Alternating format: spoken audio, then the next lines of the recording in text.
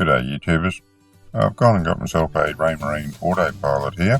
I got it for a number of reasons. I think it's going to be of great benefit to me, and I'll go into them once we're on the water with it and I can demonstrate them a bit more. Also need to just make sure that they actually pan out for me. But nevertheless, we're about to do the unboxing on it, so let's get into that. As you can see, it comes in a nice big box containing 3 little boxes, and the store opened that up to check the contents for me before I got there. Look, it was probably a nice gesture to make sure that everything was there and it's all going to go together properly, but I do feel a little bit uncomfortable about buying a new product which has already been opened. Now, the unmarked box contains the hydraulic pump unit and the instructions for mounting that. I guess they put them all separately because they can be bought separately, I suppose, for replacements, and it's just easier to have one set of packaging. There's a set of brass adapters there to go between parallel and tape pipe threads, so that you have the option of putting either on the pump unit.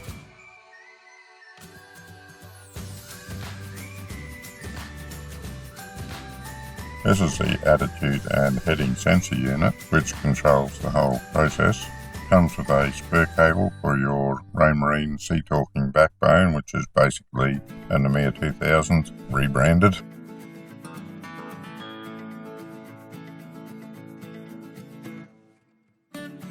The sensor unit itself is complete, but the mounting for it requires some assembly. It's pretty simple, and the basic reasoning behind the assembly requirement is that all the screws are hidden. It just looks nice and neat.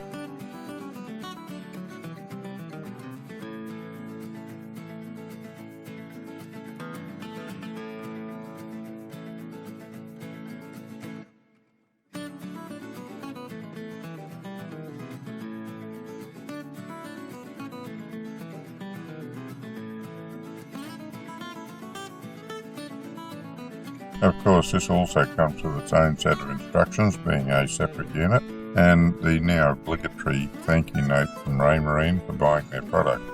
Yeah, look, I suppose that's a nice touch, but honestly I could do without it. All I really want from Raymarine is a product that works properly, and so far they've provided that with everything I've bought.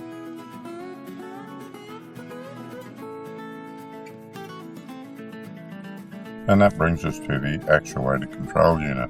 Now, this unit talks to the attitude and heading sensor, and it uses the information provided by that sensor to convert it into control signals for the pump, which in turn steers the boat. There's a couple of large arrows on the unit to make sure it gets mounted in the right direction. I haven't really examined the circuitry inside, even when I did mount it, and I guess from that you realise that all this is being recorded retrospectively. But anyway, I did mount it, and I didn't really examine the circuit inside, but I suspect that the arrows and the orientation of this unit are more to do with keeping water out than they are with any requirements of the circuitry inside. Now, it comes with a couple of ferrite beads to put on the power lines to suppress any noise in them, which could adversely affect the control unit. If you're not sure what ferrite beads are or what they do, don't worry about it. Just follow the instructions, do what it says, and you'll be fine. There's a spare cable to connect to the Sea Talking network, and it's via that network that the attitude and heading sensor communicates with the control unit.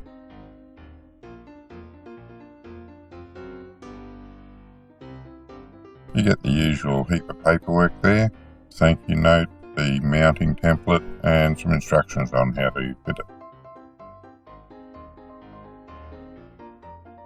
Let's take a moment to talk about what doesn't come with this, and that is all the fittings you need to connect the hydraulics into your steering. Now, of course, this is a hydraulic unit for an outboard that's fitted with hydraulic steering. You need to get some hose that's the same diameter as the one that you have connecting your hydraulics for the steering. You need to get 2 T-pieces so that you can cut into the existing hose and take off some spur lines. You need a couple of elbows or the other end on the pump to connect into those hoses. You need an elbow on the pump for the return line.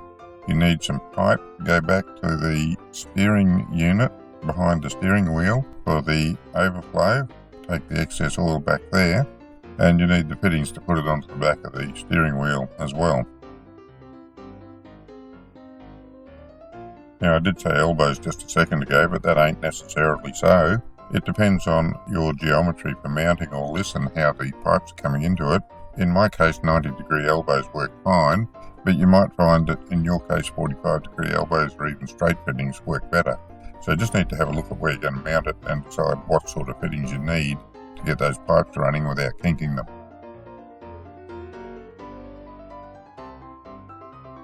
Now, I'm real comfortable with doing anything with electricity or networking. Done that for many, many years, but I must say I was a little bit apprehensive about playing with the hydraulic. I did build a front-end loader for a small tractor on my other channel, and that used hydraulics, so I do have a tiny amount of experience with it, but I was by no means confident. But that's another story, and that will come up on YouTube in the near future. Well, that's it for the unboxing. I'll get the installation of it up on another video. Hopefully I'll get 1 or 2 fishing videos in between now and then, but in any case it will be going up soon if you're interested in the installation. If you'd like to see more of my videos, you can go to my YouTube channel. Don't forget to click like, comment and subscribe for more if you got something out of this video. Until next time, good fishing.